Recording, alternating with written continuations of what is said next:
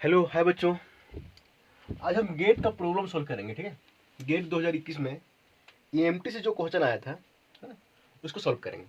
है ना, तो चलो शुरू करते हैं। देखो तो सबसे पहला क्वेश्चन हम लेते हैं, क्वेश्चन नंबर 2।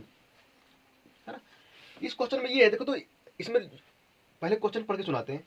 ये matter wave is represented by the wave function.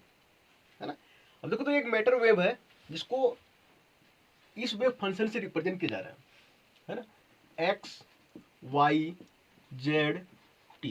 है ना, ये जो है एक्स वाई जेड टी का फंक्शन है और इसको रिप्रेजेंट कर रहा है ऐसे, ये ई की power exponential sorry iota 4x plus 3y, है ना, प्लस 5z, है ना, माइनस 10 पाई टी है। ठीक है, 10 पाई टी ये है ना? एक मैटर वेव है ना, जिसको इस वेव फंक्शन से रिप्रेजेंट किया जा रहा है ना, जहां पे ये कांस्टेंट है ना। तो पूछा the unit vector representing the direction of the propagation of this matter wave. है ना, तो एक मतलब ये पूछ रहा है कि ये इस मैटर वेव जिस डायरेक्शन में चल रहा है ना, उस डायरेक्शन में यूनिट वेक्टर क्या होगा। है ना, तो इसमें यूनिट वेक्टर पूछा जा रहा है ना। अब देखो तो थोड़ा ध्यान देना। देखो तो इसको हम किस टाइप से लिख सकते हैं। देखो तो साई बराबर, है ना, अब देखो जनरल इक्वेशन कैसा होता है, इस टाइप से होता है ना, ई की पावर आई के आर माइनस ओमेगा टी, ऐसे होता है जनरल इक्वेशन। वाई बराबर ऐसे हम पढ़ते आ रहे हैं ना, है ना। अब देखो तो इसे यहाँ पे के क्या होता है, ये के होता है मेरा प्रोपगेशन कांस्टेंट, है ना, प्रोपगेशन वेक्टर, है ना, तो इसको अथवा वेव वेक्टर बोलो। है ना, तो यही जो है ना, ये तय करता है यूनिट वेक्टर को। है ना, यही जो है डायरेक्शन को जो है तय करता है, क्योंकि इसको बोलते हैं प्रोपगेशन वेक्टर। है ना, अब देखो तो थोड़ा ध्यान दो, इसको ना, इसको जो है इसी फॉर्म में हम कन्वर्ट करेंगे। देखो कैसे करते हैं। है ना, देखो तो साई बराबर सॉल्यूशन। ठीक है, देखो तो ये, अरे यहाँ पे देखो तो एक एक्सपोनेंशियल के पावर आयोटा, इसको लिख सकते हैं। देखो तो थोड़ा ध्यान देना, इसको कैसे लिखते हैं, 4x cap plus 3y cap plus 5z cap. देखो तो इसको हम कैसे लिख रहे हैं, थोड़ा देखना। फिर आगे लिखेंगे हम dot x cap plus y cap plus z cap. है ना, अब देखो इसको हम इस फॉर्म में लिखें। है ना, अब देखो तो थोड़ा ध्यान देना, इसको सॉल्व करूं तो देखना यही आएगा। है ना, देखो एक्स कैप वाई कैप और जेड कैप मेरा यूनिट वेक्टर है ना, एक्स कैप और एक्स कैप 1 हो जाएगा, और मल्टीपल होगा 4 इंटू एक्स 4x आ जाएगा। सेम वैसे यहाँ पे भी 3y आ जाएगा, और यहाँ पे वाई कैप 1 हो जाएगा। ठीक है, और फिर यहाँ पे क्या है, माइनस 10 पाई टी। यहाँ पे क्या होता है, ओमेगा टी होता है ना, ओमेगा की जगह क्या है, 10 पाई है ना। अब देखो इसको कैसे लिखेंगे, देखो तो थोड़ा ध्यान दो, ये देखो तो मेरा ये आगे पीछे करोगे, इसको आगे पीछे कर सकते हो ना। देखो तो ऐसे कर दिए कि ये ई की पावर आई, है ना। अब देखो तो थोड़ा ध्यान देना, तो फिर ऐसे रहने दो। देखो तो ये इस फॉर्म में है, ये ई की पावर आई के एक्स के आर, है ना, माइनस ओमेगा टी, है ना, इस फॉर्म में। देखो तो के की जगह क्या है, ये है ना मेरा, है ना, और के को क्या बोलते हैं, प्रोपगेशन कॉस्ट प्रोपगेशन वेक्टर, है ना, और इसी से मेरा निकलेगा यूनिट वेक्टर, इसी को निकालना है यूनिट वेक्टर के टर्म में। है ना, अब देखो तो यहाँ पे के कितना है ना, ये है मेरा 4x cap plus 3y cap plus 5z cap, यही तो है ना। और यूनिट वेक्टर निकालते कैसे हैं, यही तो फॉर्मूला तो है, के कैप बराबर के वेक्टर बटे के का मोड़, यही तो होगा। और के वेक्टर कितना है, 4x cap plus 3y cap plus 5k cap, है ना, और इसका मोड़ ले लो, कितना आ जाएगा, 4 का स्क्वायर 16, है ना, प्लस 9, 3 का स्क्वायर 9, 5 का स्क्वायर 25, कितना आ जाएगा देखो तो, ये मेरा पूरा 50 आ जाएगा देखो तो, ये 50 आ जाएगा, है ना। अब देखो तो इसको 4x cap plus 3y cap plus 5k cap, है ना, इसको लिख सकते हैं 50, है ना। अब 50 को हम लिख सकते हैं तो 5 इंटू 5 इंटू 2 लिख सकते हैं, 1 तो 5 बाहर हो जाएगा मेरा, तो क्या बचेगा देखो तो 4x cap plus 3y cap plus 5k cap, है ना, बटे 5√2, है ना। एक काम करो, एक एक करके सब में डिवाइड कर दो,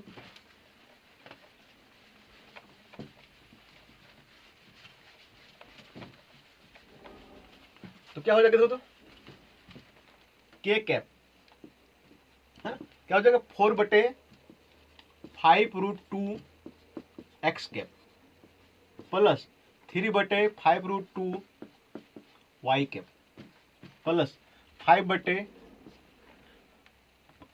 कट जाएगा ना, तो फिर सिर्फ 1/√2 बचेगा ना, 1/√2, है ना, Z cap, X cap Y cap और यहाँ पे जेड कैप होगा, ठीक है, ये कैप नहीं जेड कैप, ठीक है, तो Z cap, that will be the answer, है ना। आंसर मैच कर लो, कौन सा आएगा देखो तो,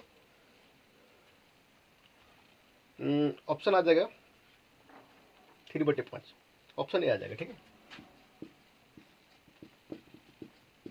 ये विल बी आंसर, ठीक है। चलो अगला क्वेश्चन करते हैं, ठीक है।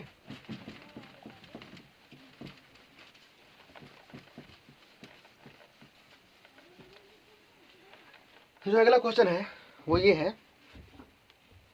देखो तो क्वेश्चन नंबर 6, इसमें देखो तो यहाँ पे क्वेश्चन में लिखा है consider a solenoid of length L, है, एक सोलेनॉइड है इससे, जिसकी लेंथ जो है एल है ना, और रेडियस जो है आर है, इसकी रेडियस जो आर है ना, और जो रेडियस है वो लेंथ से काफी छोटा है ना। A steady current flows through the solenoid, solenoid से करंट पास हो रहा है इस टाइप से, है ना, तो करंट का डायरेक्शन कैसे, इधर है अंदर की ओर, ठीक है, ऐसे ऐसे पास हो रहा है, ठीक है। अब देखो तो आगे पूछ रहा है एमंग द गिवन ऑप्शन, है ना, choose the best represents the variation in the magnitude of vector potential, है ना। अब यहाँ पे लिखा है 0 ax और फिर 0, है ना, बराबर z बराबर l/2, है ना, तो l/2 है ना, उसके ऊपर नीचे जो है ना, वहां पे वेक्टर पोटेंशियल मतलब ये का, है ना, वेरिएशन बताना है, और वो ग्राफ के रूप में बताना है, 4 ग्राफ दिया है, एक ग्राफ जो सेलेक्ट करना है, ठीक है। अब देखो तो ध्यान देना,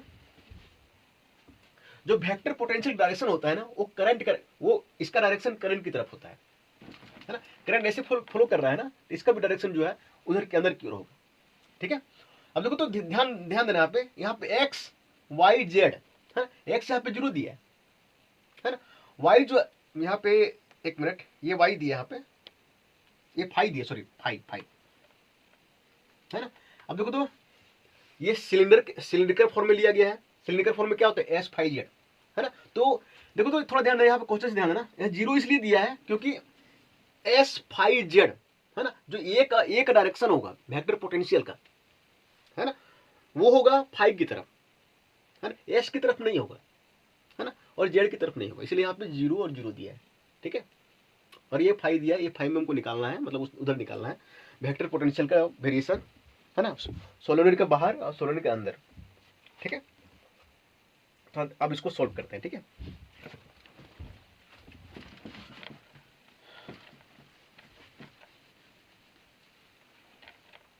अब थोड़ा ध्यान दो, ये मेरा क्या है,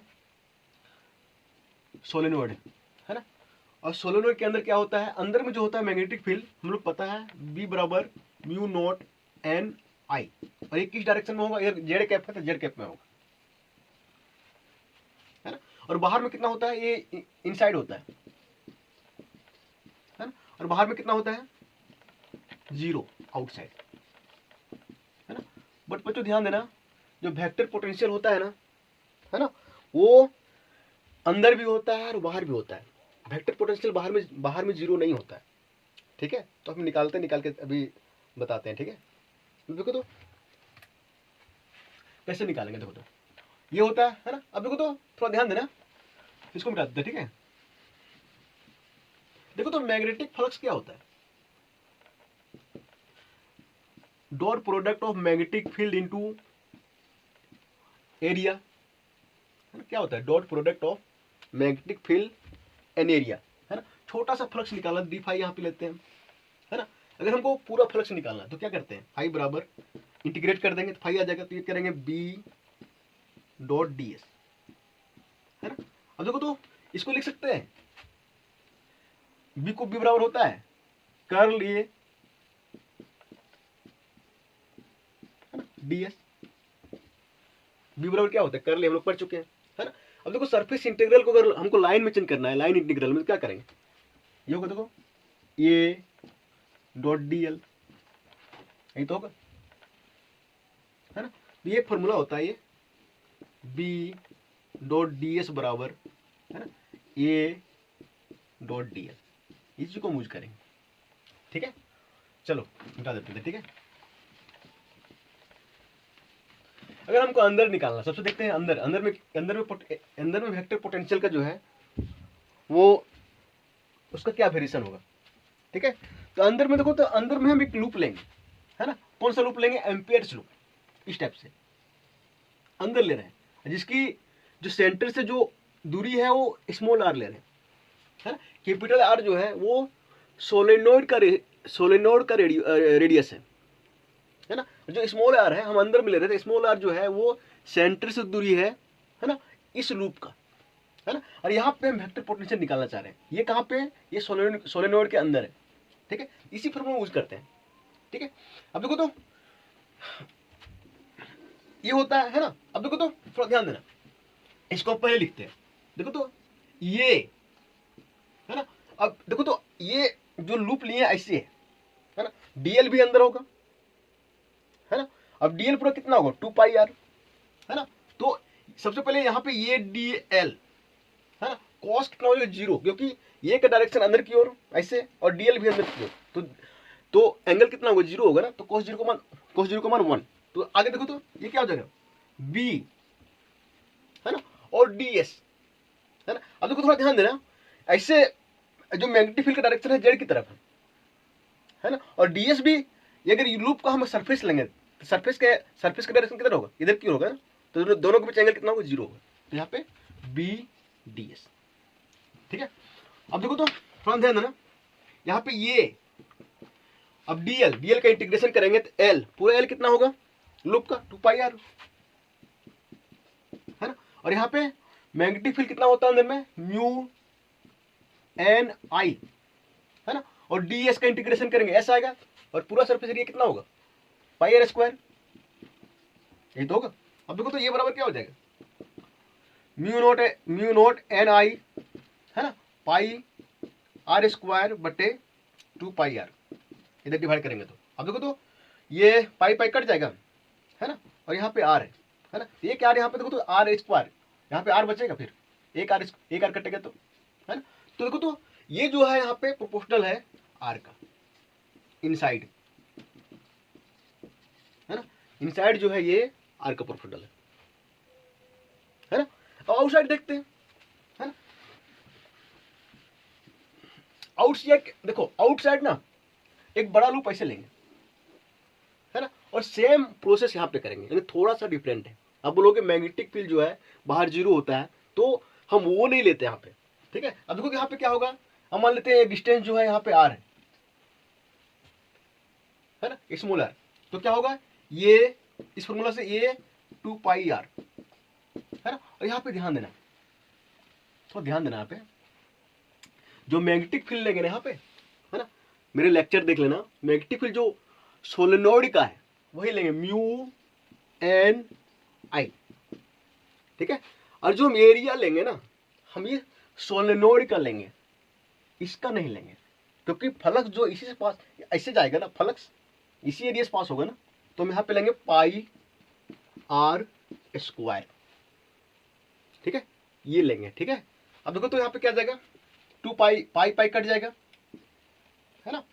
और फिर देखो तो ये बराबर आ जाएगा म्यू एन आई और आर स्क्वायर, है ना, बटे इधर डिवाइड करेंगे तो 2r, है ना। तो बाहर में क्या हो जाएगा, तो ये जो प्रोपोर्शनल है 1/r का है ना। अब देखो इसका ग्राफ कैसे होगा, इस टाइप से होगा ना।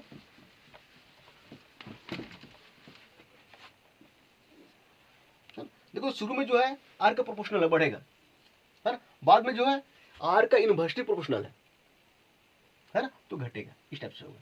तो कौन सा ऑप्शन सही होगा, देखो तो ये और यहाँ r ऑप्शन जो है वो सही हो जाएगा।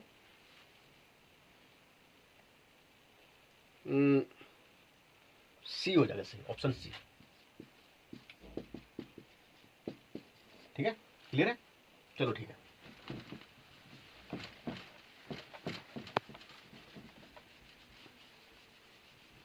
अगला क्वेश्चन करते हैं, ठीक है। देखो अगला क्वेश्चन में क्या है, 31 है ना। क्वेश्चन पहले पढ़ देते हैं। दिया है consider 2 concentric conducting spherical shells, दो कंडक्टिंग स्फेरिकल सेल है इस टाइप से,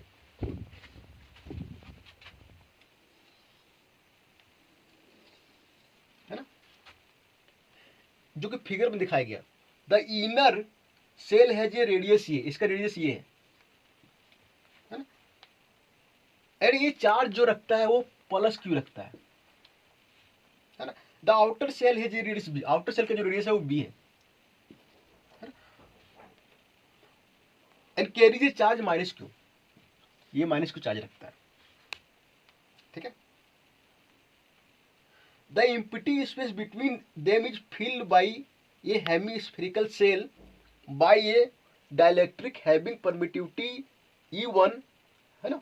अब देखो तो इसके अंदर जो स्पेस है दोनों सेल के बीच, इसके आधे में जो है ना डाइलेक्ट्रिक मटेरियल भरा जाता है ना, जिसकी परमिटिविटी E1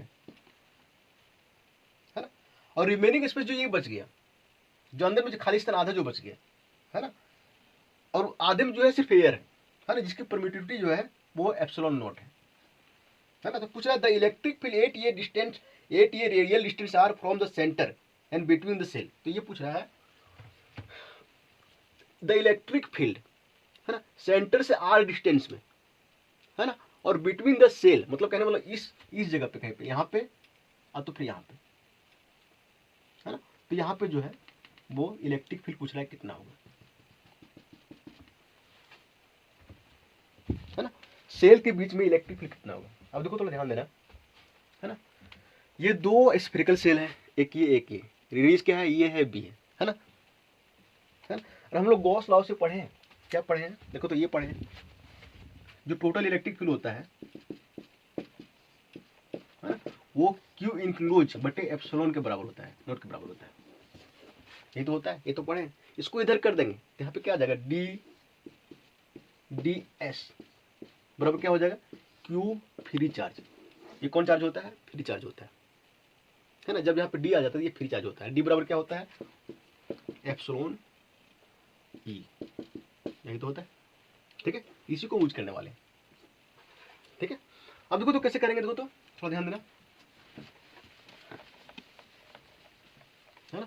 अब देखो तो अंदर में जो होल है, आधे आधे से आधे होल में, है ना, कोई मटेरियल भरा हुआ है, डाइलेक्ट्रिक मटेरियल, है ना, जिसकी जो परमिटिविटी है E1 है ना। और ये अंदर जो है इतना सा आधा खाली है ना, जिसकी परमिटिविटी कितनी दी है, जो खाली है तो इसकी परमिटिविटी कितनी हो जाएगी, एप्सिलॉन नॉट, क्योंकि फ्री स्पेस का परमिटिविटी कितना होता है, एप्सिलॉन होता है ना। अब देखो तो एक हम यहाँ पे काम करते हैं, एक ऐसे इस पॉइंट। अब देखो इलेक्ट्रिक फील्ड यहाँ पे और यहाँ पे देखो दोनों के इधर अलग मटेरियल है, मतलब इधर वैक्यूम है, इधर जो है मेटेरियल भरा हुआ है ना। लेकिन इलेक्ट्रिक फील्ड जो है यहाँ पे इस पॉइंट पे और तो इस पॉइंट पे, दोनों जो है रीजन, दोनों रीजन में सेम होगा। क्यों सेम होगा, क्योंकि गॉस लॉ ये बोलता है कि electric field, surface integral of electric field depends only total charge enclosed by the surface, है ना। ये सरफेस कितना चार्ज रख रहा है, सिर्फ क्यू रख रहा है ना।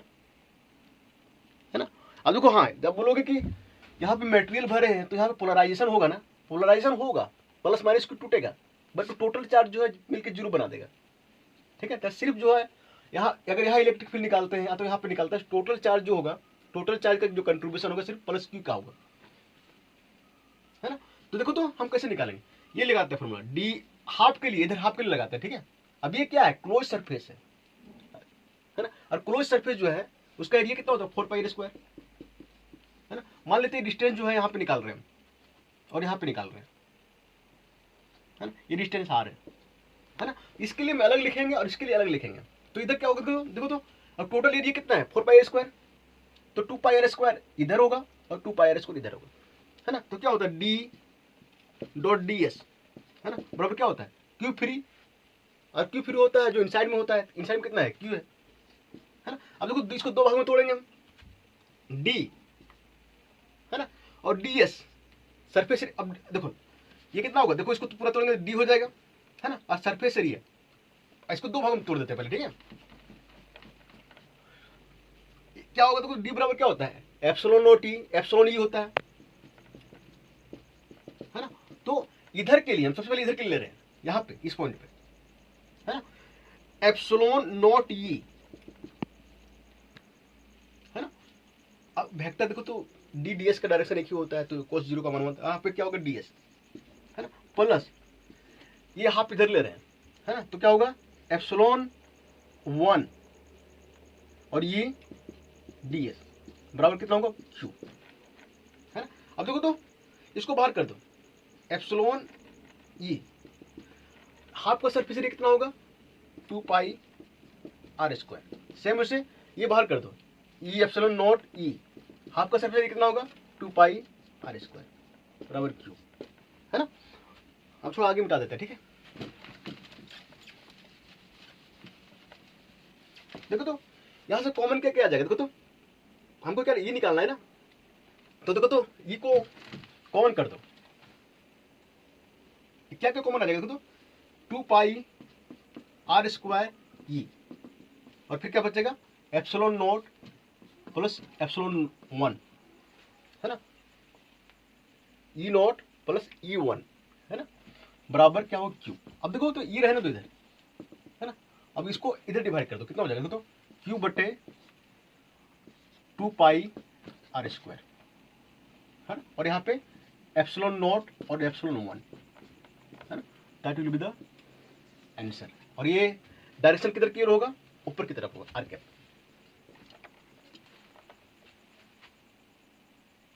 ठीक है। तो कौन सा ऑप्शन हो जाएगा, देखो तो option A, that is answer, ठीक है। चलो ठीक है, ठीक है, फिर करते हैं, ठीक है आगे। और सारा बहुत सारा क्वेश्चन है, 2-3 और है ना, उसको हम आगे करेंगे।